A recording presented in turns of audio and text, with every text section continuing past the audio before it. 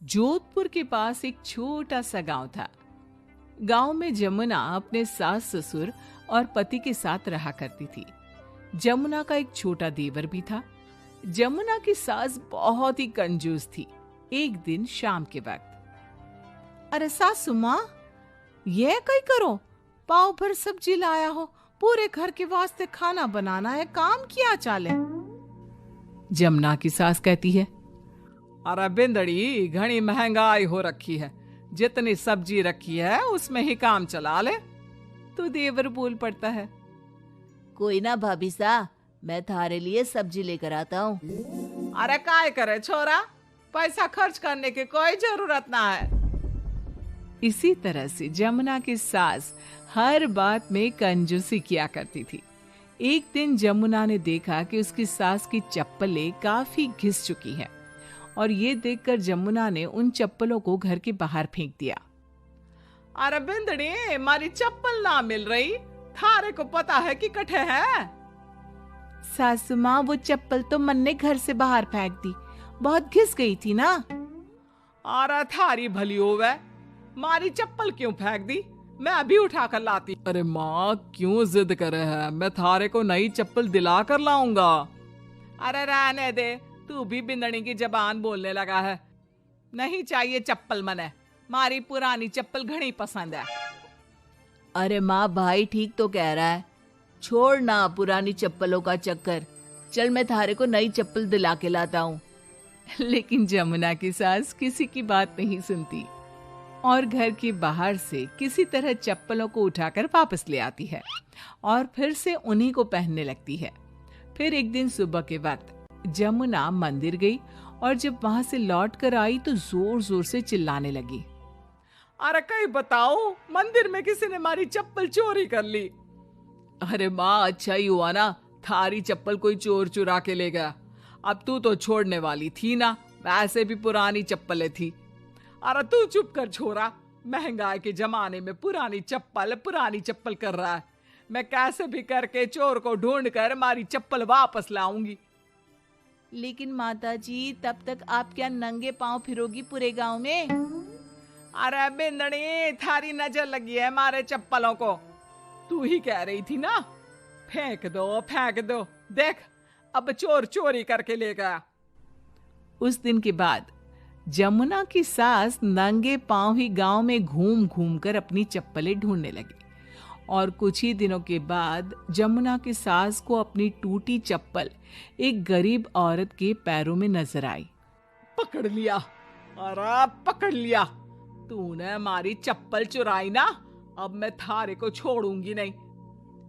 अरे माँ जी, मंदिर में पड़ी थी, पुरानी चप्पल है, मारे को लगा किसी के काम की ना है, इसलिए उठा ले आई। अरे पहनने दो ना मारे को। आई बड़ी पुरानी चप्पलों वाली, एक तो हमारी चप्पल चुरा ली, ऊपर से आंखें दिखा रही है, चल वापस दे चप्पल। तभी छोटा बेटा वहां पहुंच जाता है और अपनी माँ को इस तरह देखकर कहता है, अरे माँ, क्या कर रही है, अच्छा ना लगे, छोड़ दे, बेचारी गरीब औरत है। मैं कह रहा हूँ ना, मैं थारे को नई चप्पल दिला कर लाऊंगा। ना बेटा, चप्पल तो मैं यही वाली पहनूंगी। ऐसा कहकर जमुना की सास ने उस गरीब औरत से वो चप्पलें छीन ली। इतने पैसे वाली होकर मुझ गरीब से टूटी चप्पल भी छीन ली।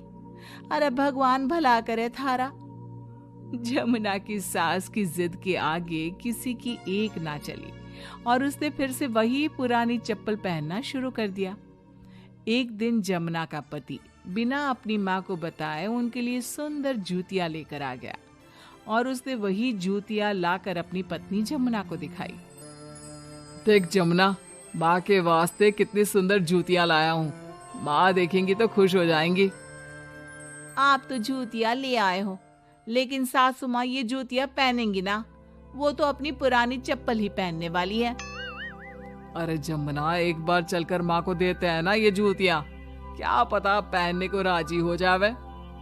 माँ देख तो, थारे वास्ते मैं कितनी सुंदर जोधपुरी जूतियां ले आया हूँ। अरे ये क्या करे छोरा, इतना पैसा खर्च करने की क्या जरूरत है, मारे को ना चाहिए इतनी महंगी जूतियां, तू वापस देकर आ जा। जमुना और उसके पति के बार बार कहने पर भी जमुना की सास नई जूतियां नहीं पहनती। जमुना नई जूतियों को उठाकर अलमारी के अंदर रख देती है, क्योंकि दुकान वाला भी अब उनको वापस लेने को तैयार नहीं था। कुछ दिनों के बाद एक दिन सुबह के वक्त अचानक से जमुना की सास की जोर जोर से चिल्लाने की आवाज आती है।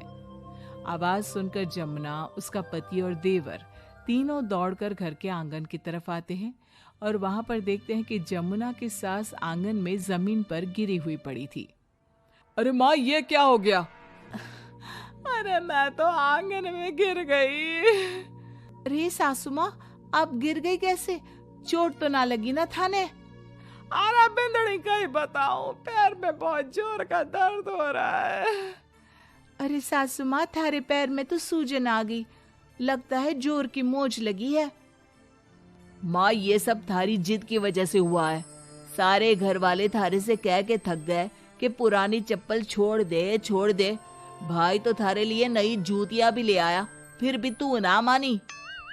हाँ देवर जी, आप ठीक कह रहे हो सकता है अब सासू माँ को हमारी बात समझ में आ जावे। अरे आ गई, बात समझ में आ गई, अच्छी तरह आ गई। पैर में बड़े जोर का दर्द हो रहा है। अब मारे को सारी बात समझ में आ गई। ला बेटा, जल्दी से नई वाली जूतियां ले आ, आज से ना मैं वही पहनने वाली।